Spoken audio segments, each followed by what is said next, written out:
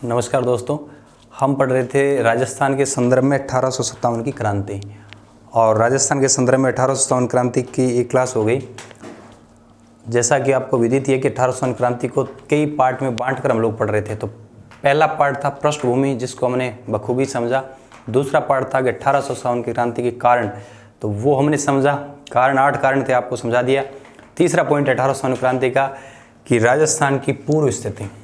तो नेक्स्ट देखिए, हम पढ़ेंगे राजस्थान की पूर्व स्थिति। इसका मतलब समझ गए आप भी 1857 की क्रांति से पहले राजस्थान की क्या स्थिति थी।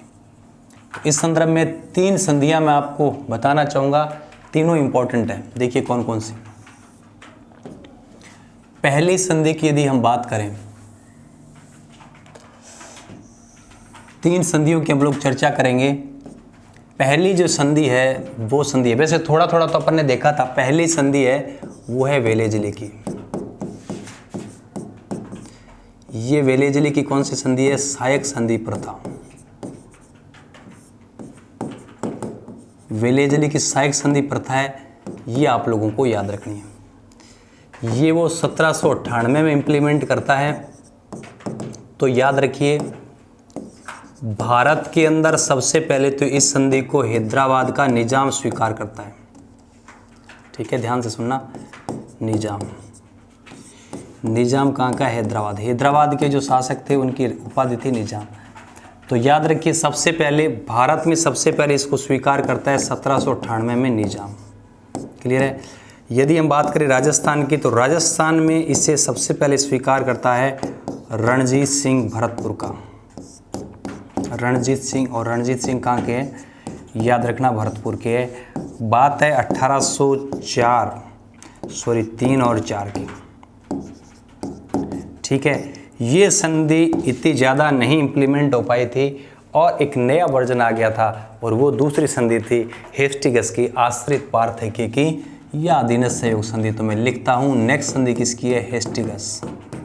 राजस्थान के संदर्भ में ये इंपॉर्टेंट है। हेस्टिंग्स की कौन सी संधि है? आश्रित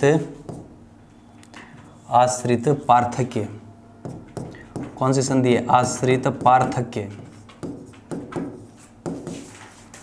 या अधीनस्थ सहयोग संधि। अधीनस्थ सहयोग संधि, आश्रित पार्थक्य या अधीनस्थ सहयोग। इसका मतलब समझिए। देखिए, ये जो संधि है वो राजस्थान के संदर्भ में इंपॉर्टेंट है। पहली संधि क्या थी? वेलेजली की सहायक संधि प्रथा। मतलब इसमें अंग्रेज कह रहे हैं कि हम एक दूसरे के सहयोगी हैं। ये संधि ज़्यादा नहीं चल पाई थी। भारत में सबसे पहले निजाम ने हैदराबाद के 1798 में कर ली। राजस्थान में सबसे पहले भरतपुर के रणजीत सिंह 1803 और 4 में करता है। और एक नया वर्जन है संधि का, वो है हेस्टिंग्स की। कौन सी? आश्रित पार्थक्य की। वो कह रहे हैं आप हम पर आश्रित है, हम आपसे पृथक है, या अधीनस्थ सहयोग की, आप हम पर अधीन है, हम आपका सहयोग कर रहे हैं। ये किसकी संधि थी? हेस्टिंग्स की संधि थी। राजस्थान के संदर्भ में ये ज़्यादा इंपॉर्टेंट थी। 2 अंग्रेज अधिकारी थे, उनके माध्यम से संधि राजस्थान की रियासतों ने की। और वो 2 जो थे वो थे कौन? Colonel Tod. ये RS में पूछा गया सवाल है। कर्नल टॉड और मेटकॉफ। कर्नल टॉड और मेटकॉफ के प्रयासों से राजस्थान में ये संधि हो पाई थी। तो हम बात करें राजस्थान में सर्वप्रथम इस संधि को कौन करता है? सर्वप्रथम करता है करौली का, याद रखिए कौन? हरबख्शपाल। तो सबसे पहले करौली का हरबख्शपाल करता है। कब करता है? याद रखिए 15 नवंबर 1817। तो 15 नवंबर 1817 को सबसे पहले करौली का हरबख्शपाल करता है। लेकिन याद रखिए, सर्वप्रथम विस्तृत और व्यापक संधि कौन करता है? ये भी सवाल पूछा गया। सर्वप्रथम ये जो संधि है विस्तृत प्लस व्यापक, ये संधि करने वाला कौन है? ये है कोटा का उमेद सिंह। कौन है? कोटा का उमेद सिंह। ये कब करता है? ये करता है 26 दिसंबर और 1817। 2 सवाल बन गए। सबसे पहले करने वाला अधीनस्थ सहयोग संधि करौली का हरबख्शपाल 15 नवंबर 1817। लेकिन सबसे पहले विस्तृत और व्यापक करने वाला कौन हो जाएगा? कोटा का उमेद सिंह, 26 दिसंबर 1817।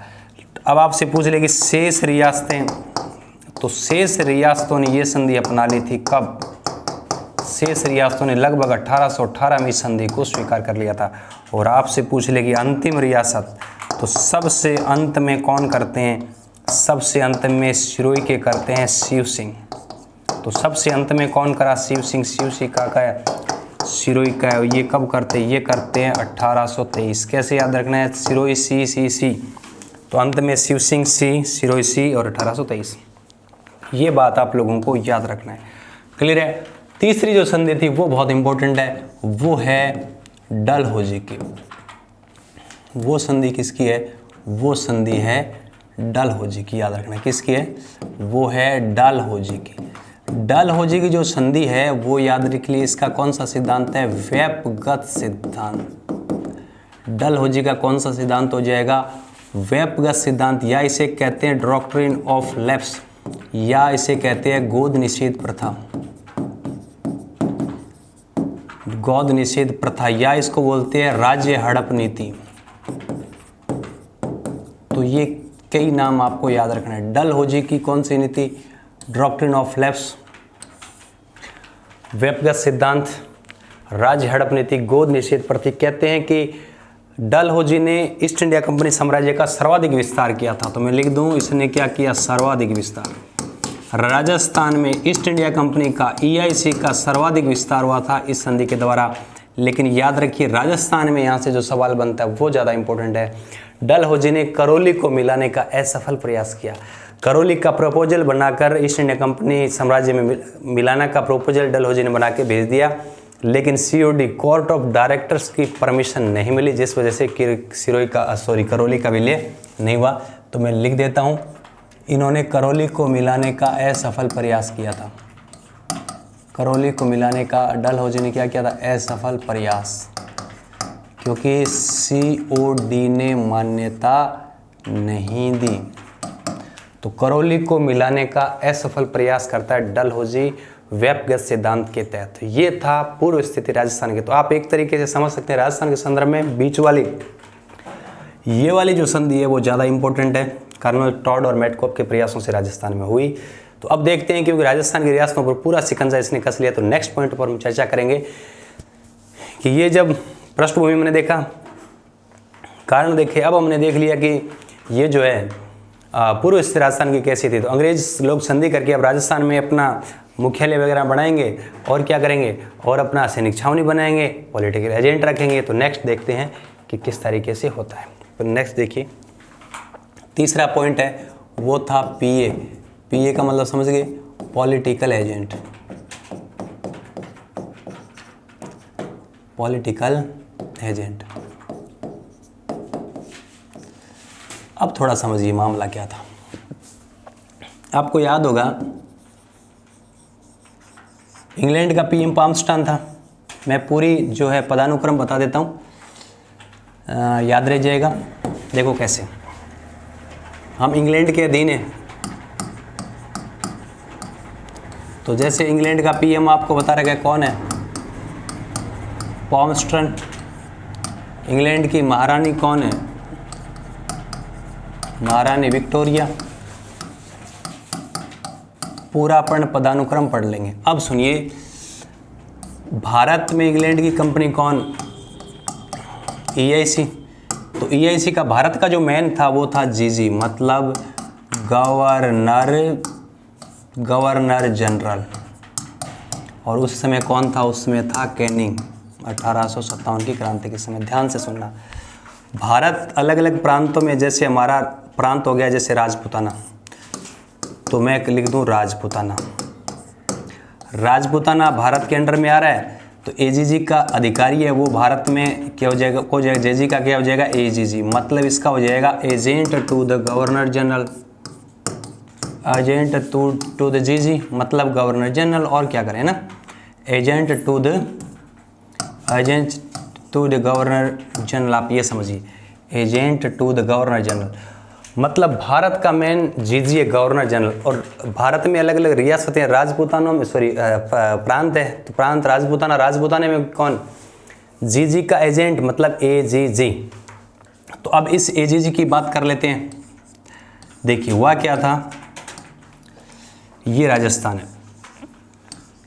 इस राजस्थान में अजमेर में बैठता था AGG। इसकी चर्चा बाद में करेंगे। तो मैं कह दूं आपका राजस्थान का पहला एजीजी कौन था, तो पहला एजीजी था मिस्टर लोकेट। आपसे पूछ ले कि 1857 में कौन था, 57 में था पैट्रिक लॉरेंस। कौन था, पैट्रिक लॉरेंस। क्लियर है। चलिए, अलग अलग राजपूताने में अलग अलग क्या है, रियासतें। तो रियासतों में ये आप पदानुक्रम समझ पा रहे हो ना, रियासतों में एजीजी के नीचे कौन थे, पीए मतलब पॉलिटिकल एजेंट, मतलब क्या हो जाएगा, पॉलिटिकल एजेंट। तो इस तरीके से इनका क्या था, पदानुक्रम था। तो भारत में जीजी कैनिंग, राजस्थान में AGG agent to the governor general, पहला लोकेट 1857 पैट्रिक लॉरेंस। और एजीजी के अंडर में अलग अलग रियासतों में क्या हो जाएगा, अलग अलग आपका क्या बोलते हैं, ये हो जाएगा पीए पॉलिटिकल एजेंट। तो अब देखते हैं राजस्थान की रियासतों में अलग अलग कौन से पॉलिटिकल एजेंट थे। तो मैं अलग अलग रियासतों में देख रहा हूँ और अलग अलग रियासतों की थोड़ी सी बात कर लेता हूँ। अब देखिए राजस्थान में देखिए हुआ क्या था, संधि करने के बाद 1832 में जब भारत का जीजी कौन था, भारत का जीजी था विलियम बेंटिंग। उसके समय की बात है, कौन था, विलियम बेंटिंग। तो भारत का जीजी विलियम बेंटिंग के समय उन्होंने यहाँ राजस्थान में राजपूताना रेजिडेंसी की स्थापना कर दी थी। राजपूताना रेजिडेंसी, जिसका हेडक्वार्टर कहाँ बनाया, जिसका हेडक्वार्टर बनाया अजमेर। और 1845 में इनका गर्मियों में जो हेडक्वार्टर होने लग गया, वो होने लग गया माउंट आबू। अब इसको समझिए मामला क्या था, ये पड़ता है सिरोही में। 1832 में तो राजपूताना प्रेसिडेंसी रेजिडेंसी की स्थापना होती है, जिसका हेडक्वार्टर कहाँ होता है, अजमेर। अब स्टार्टिंग में 32 से लेकर 45 13 साल यहीं रहे। बाद में पता चला कि राजस्थान एक गर्म प्रदेश है, वो आए थे यूरोप से उच्च कक्षाओं से, वहाँ ठंडी पड़ती है, तो गर्मियों में इनको थोड़ी दिक्कत होती थी। तो उन्होंने भूगोल का नॉलेज था कि जैसे जैसे अपन समुद्र तल से ऊपर जाते हैं, ठीक है, जो है तापमान गिरने लगता है। तो राजस्थान में सबसे ऊंची जगह कौन सी थी, माउंट आबू। तो ये 45 के बाद ये गर्मियों में इनका हेडक्वार्टर कहाँ हो जाता था, माउंट आबू में। तो आपको पता है कि 1857 की क्रांति उस टाइम एजीजी था पैट्रिक लॉरेंस, और गर्मी में होता है तो पैट्रिक लॉरेंस कहाँ था, माउंट आबू में था जब क्रांति की शुरुआत हुई। चलिए ये बात तो आपको क्लियर है। अब हम पढ़ेंगे पीए पॉलिटिकल एजेंट। अलग अलग रियासतों में अलग अलग पॉलिटिकल एजेंट है। मैं बताऊं आपको मारवाड़, मारवाड़ बोले तो जोधपुर। आप ऐसे याद रख लीजिए, मामो याद रह जाएगा, मामो, माँ से मारवाड़, मो से मौसन। तो मारवाड़ का क्या हो जाएगा, मौसन, मतलब मैक मौसन। क्लियर है। फिर याद रख लीजिए मेवाड़, मेवाड़ यहाँ है ना, मेवाड़ बोले तो ये मेवाड़ है। मेवाड़ का मेन चित्तौड़, चित्तौड़गढ़ का किला कौन से पठार पर है, मेसा। साथ साथ आपको जी के याद रहे, साथ साथ ट्रिक याद, मे से मेवाड़ और शाह से क्या हो जाएगा, सावर्स। तो यहाँ का पॉलिटिकल एजेंट कौन है, सावर्स। तो मामो ये मारवाड़, मारवाड़ का मोशन, और मेवाड़ का मेसा, सावर्स। फिर याद रख लीजिए कोटा, ये आपका कोटा है। तो कोटा को देखिए, मैं लिख रहा हूँ कोटा, और कोट का मोटा मोटा है बटन, तो कोटा का कौन सा हो जाएगा, बटन। क्लियर है। तो आपका मारवाड़ हो गया, मारवाड़ के बाद मेवाड़ हो गया, कोटा हो गया। क्लियर है। अब सुनिए, ये भरतपुर है, तो मैं लिख रहा हूँ भरतपुर। देखो भरतपुर है, पुर मतलब दुर्ग है, दुर्ग है मोरी, तो भरतपुर का कौन है, मोरी सन। और मैं लिख रहा हूँ जयपुर, जयपुर वाला सिंपल है, ये जयपुर है, जयपुर का कौन हो जाएगा, ईडन, ईडन। और फिर याद रख लीजिए सिरोही, सिरोही का है जीडी हॉल, है ना, जेडी हॉल। सिरोही का कौन है, जेडी हॉल। तो ये आप याद रख लीजिए। तो कुल मिला के ये आपको 6-7 याद रखना है। मारवाड़ मामो मोशन, मामो मोशन, मेवाड़ का मेसा सावर्स, कोट का बटन तो कोटा का बटन, जयपुर का ईडन, भरतपुर का मॉरिसन, और जयपुर कोटा का बटन, सिरोही का जेडी हॉल। अब थोड़ा थोड़ा याद रख लीजिए मामला क्या था। याद रख लीजिए एजीजी, एजीजी पी लॉरेंस था। तो 1857 की क्रांति से पहले जो है एजीजी, और यहाँ ये जो आगरा है, यहाँ देखिए आगरा है, राजस्थान के पास आगरा पड़ता है। इसे उत्तर पश्चिमी सीमा प्रांत बोलते थे, उत्तर पश्चिमी सीमा प्रांत। देखिए 1857 क्रांति के टाइम राजस्थान उत्तर पश्चिम सीमा प्रांत में पड़ता था, जिसका हेडक्वार्टर कहाँ है? आगरा। ध्यान से सुनना, तो राजस्थान इसके अंडर में आता था, उत्तर पश्चिम सीमा प्रांत। और यहाँ का उस टाइम एलजी लेफ्टिनेंट गवर्नर था कॉल्विंस। ये आगे काम आएंगे तब बता रहा हूँ, ठीक है।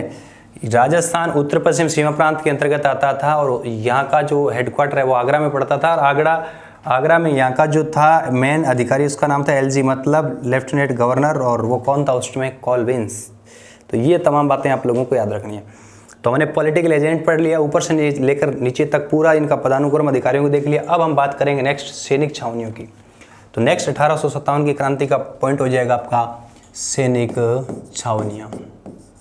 तो 1857 की क्रांति से पहले सैनिक छावनियों की बात करें तो जैसा से नाम से पता लग रहा है 1857 की क्रांति के समय हमारे स्थान में सैनिक छावनियाँ कितनी थी?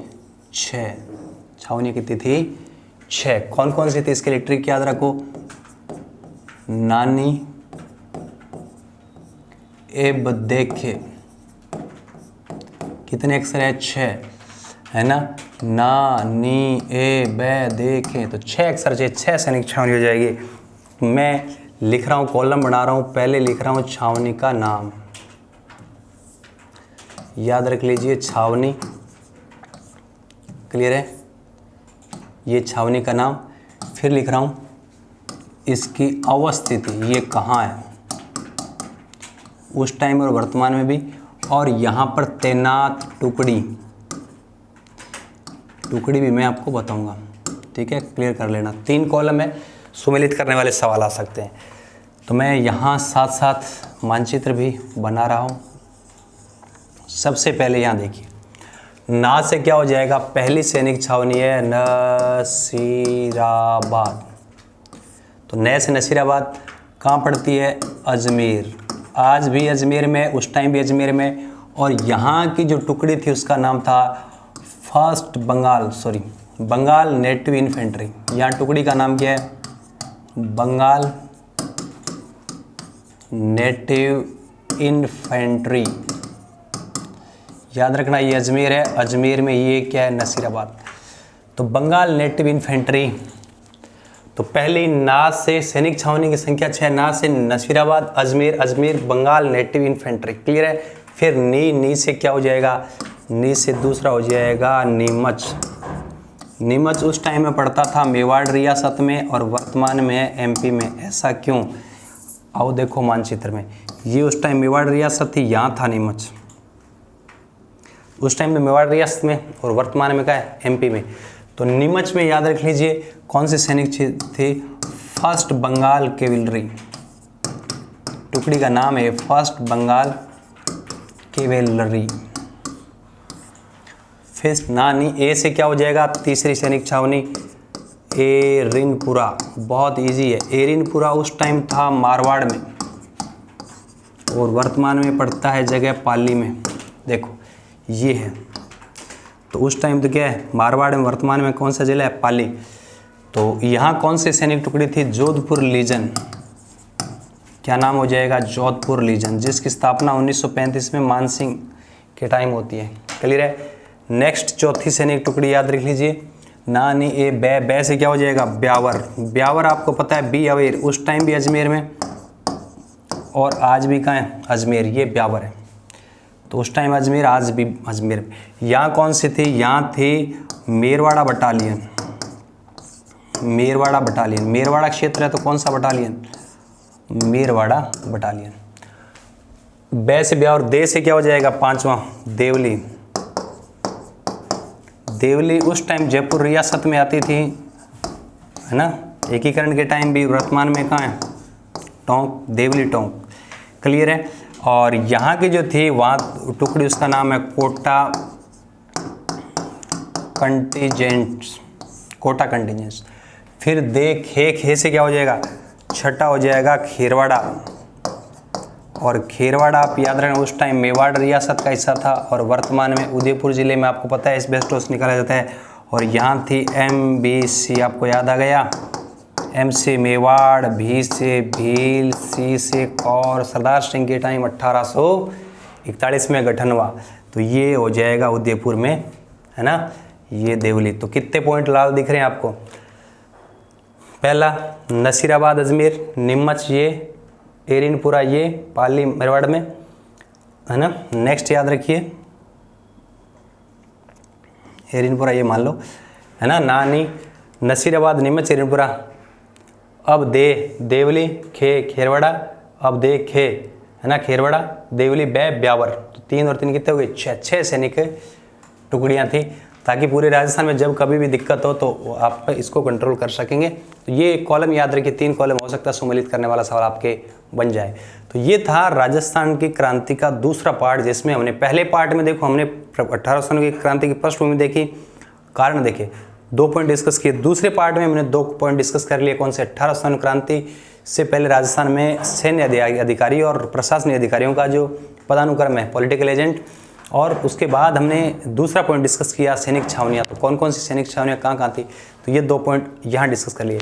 नेक्स्ट क्लास में हम देखेंगे कि इनके जो प्रमुख केंद्र, पूर्व स्थिति भी यहाँ देख लिया, 3 पॉइंट देख लिए, पूर्व स्थिति, सैनिक छावनियाँ, पीए। नेक्स्ट पॉइंट में 5 पॉइंट हो गए हमारे। छठा पॉइंट होगा 1800 क्रांति के प्रमुख केंद्र किस तरीके से प्रसार और किस तरीके से दमन कर दिया जाता है। तो मिलते हैं बहुत जल्द नेक्स्ट क्लास में। Thank you.